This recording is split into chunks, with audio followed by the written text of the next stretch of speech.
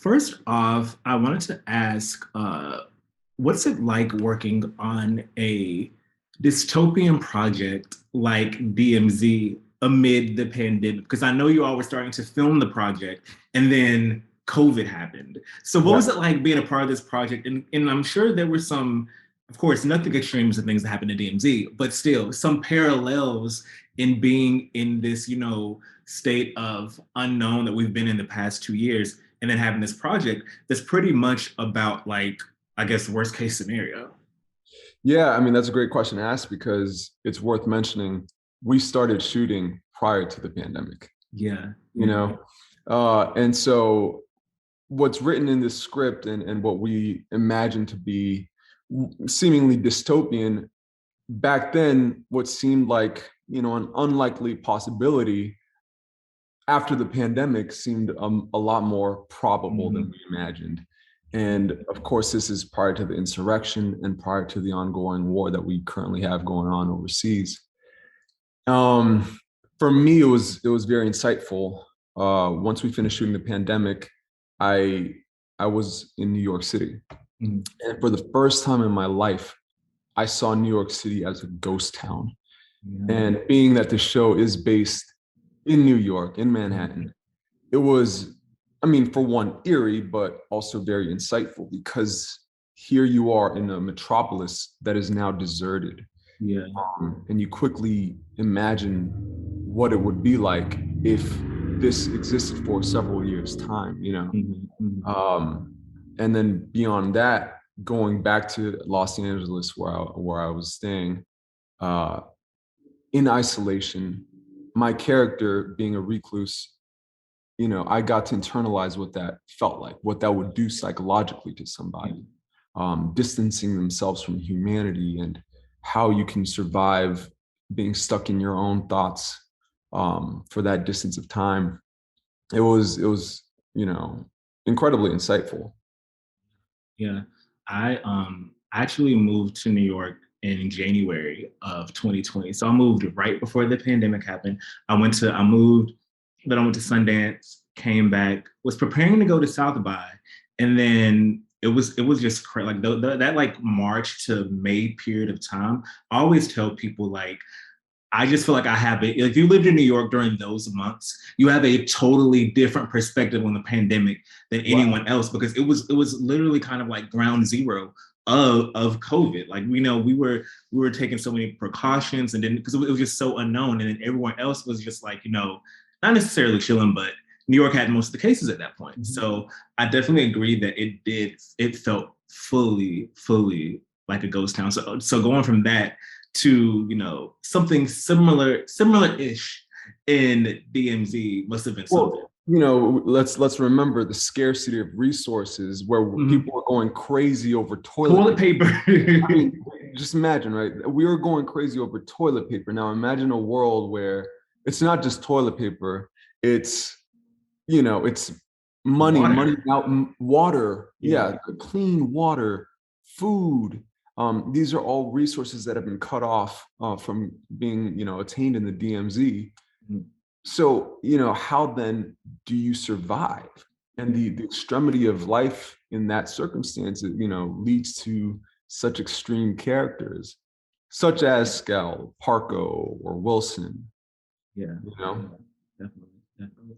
And what was it like reteaming with Ava DuVernay after being in When They See Us, and also she's executive producing this and directed the pilot. What was it like working with her again and being a part of another Array project?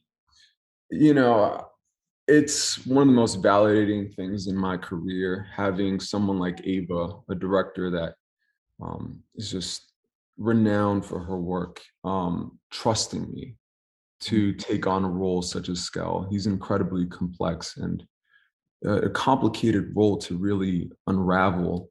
And for her to, call on to me for this role is incredibly validating. Um, and knowing that I have a director that trusts me in Ava, um, is one of those things as an actor you strive to find, because you want to feel comfortable, you want to feel secure in going into something like this, where you're putting everything into it.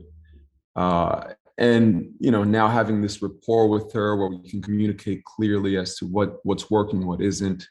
Uh, I think it really helped me, especially in the pilot, where we didn't really know where we were going with the series. Um, and then she took care of us by giving us Ernest Dickerson, who's a legend in Yeah, his own right, yeah, yeah. to direct the second, third, and fourth episodes. Mhm. And Roberto Patino, it goes without saying, was at the helm of it all. He Yeah, made sure that every day we as actors felt secure in what we were saying, and he was always rewriting based on the things that we were coming up to him with. We were always going to Roberto saying, "Hey man, you know this scene, it sounds like we can take in this direction, and it feels like it would be more authentic to my character and all." And next day, sure enough, there's a rewrite that included all those things. So this whole experience was incredibly collaborative, and I have to say, like, the energy and the just the kindness and compassion that went all the way from the top down, from the heads to Ava, to Roberto, Ernest, from Rosario, and all the way down to the extras. I think it is due in part because you have someone like Ava making sure that everyone involved has the same vision, is of the same walk of life, where it comes as far as compassion goes, leading with compassion, kindness, and generosity. And honestly, everyone on set became an extension of family for me. And I think that was due in part because of that. yeah. What was it like working with Rosario and Benjamin?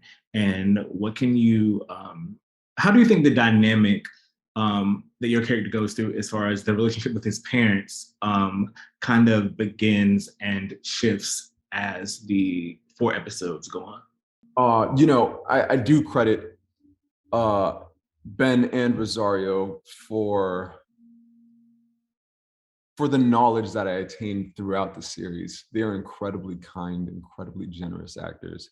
Ben made sure that prior to shooting, we spent some time, going out, eating, having conversations, and really developing a rapport prior to shooting, so that when it came down to it, we felt comfortable with each other. And it quickly developed into a friendship that, every day after shooting, we'd either grab some food or, talk shop and run ideas through one another. And Rosario, every single day on set, was just the brightest light. She made everyone enthusiastic about what we were doing. And it just speaks to the kind of leader that she is. And to have her as number one, you're going to have a better person leading the charge. And as far as that translates over to the character development, um, it gives me context to what it would be like having a sense of family, uh, and then having that ripped apart. And the extremity to which it's ripped apart, where one person seemingly has good intent, and is in Parco. Parco is essentially grooming Skell to be his right hand man, the soldier, the next one up in line. Uh, and then we come to find that at the root of that was manipulation, and it was really just to get a leg up in the DMZ. And Skell, unfortunately, is a victim of his circumstances. He uses power as a means of survival because that's all that is taught to him. And um, and then you have Alma, who challenges that, who shows that kindness and compassion and love is is a tool far more powerful than fear and strength. Um, and that's the beauty of Skell, in my opinion, because he exists in this, in these polar opposites in this duality of the DMZ. He's caught in between the past and the present, between love and war, you know, between isolation and unity. It, he's an incredibly complex character, and he is a great vessel through which we see where, you know, one could go and lose themselves, Yeah. or where they can go and find themselves. Um, so yeah, I mean, it's an incredible privilege to play that kind of character. Yeah, and so I want to dive into a few specifics from the back half of the episodes 3 and 4. What do you think? One, what do you think the moment is that you kind of think is the turning point in Scale's head when he kind of, he kind of realizes the manipulation and kind of figures out what he needs to do?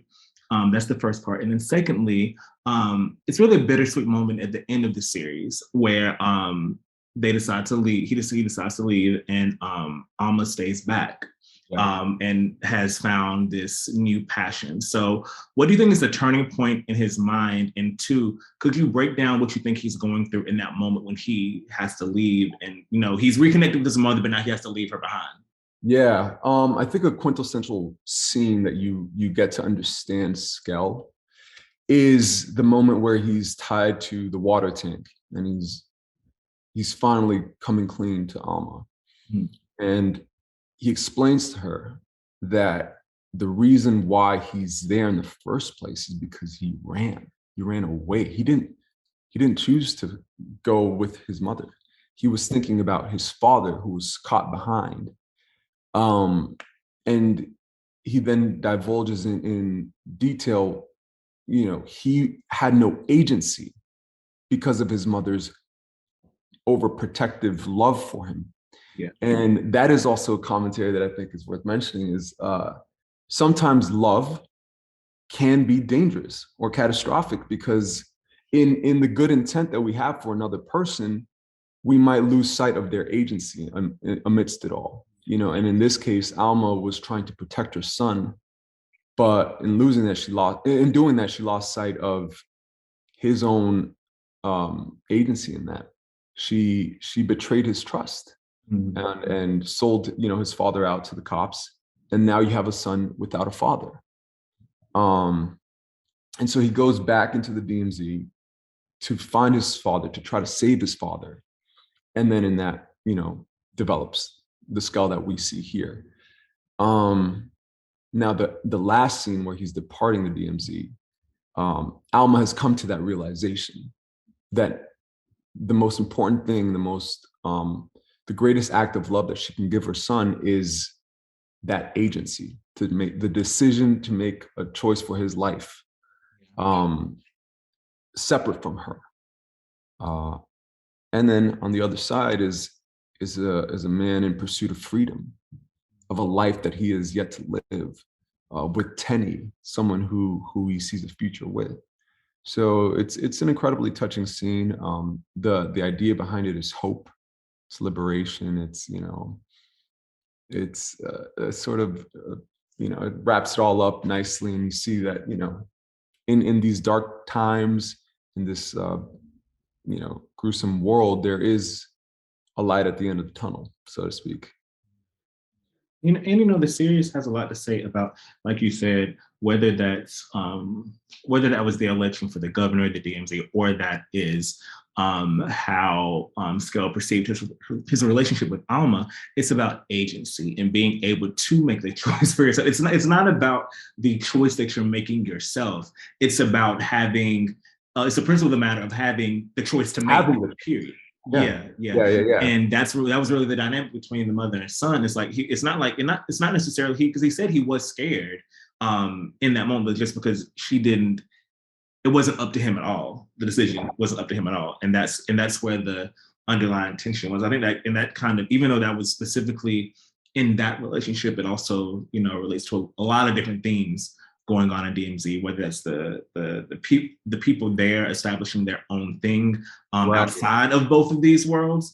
It's just having that agency and being able to not just be, because no one wants to be just told what to do, and that's it. Yeah, right. And that applies to so many things. So I think that was something to think about when it And came. you see how Parko uses that as manipulation. He Mm-hmm. essentially, you know, he gives Christian, now known as Skel, the sort of fuel to his fire, and Yeah. gives him like the validation that he seemingly wants.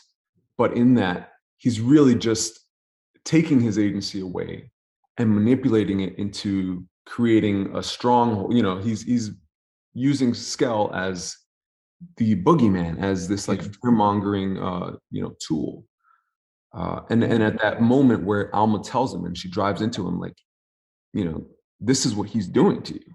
Mm-hmm. Skell used to be an artist. That's how you started naming yourself as Skell, as your tag name. But now Skell is known as the boogeyman. He took away your agency, and that is, also the other side to it, where it's having agency, but knowing when our agency is actually being manipulated. And so, That's what he had to realize during yeah, during the yeah, last part of the series. Like it's not like it was the same as his mother's really the relationship with his mother, but something similar in different ways, and quite frankly worse than yeah, yeah, what his mother was withheld, because it was just being withheld, it was being manipulated. And that's like totally different thing than just having it withheld, because you're actually being used for yeah. something that you're not even, you don't have an idea Aware. about. Yeah. But yes, yes. Well, that's all I have for you. I really appreciate you taking time out of your day to chat with me about this. And enjoy the rest of your day, and congrats in advance on the premiere of the show that everyone's definitely going to watch on the 17th when it drops. Thank you. And yeah, take care. And until next time. Appreciate you. Thanks for having me. Thank you. Have a good one. Good one.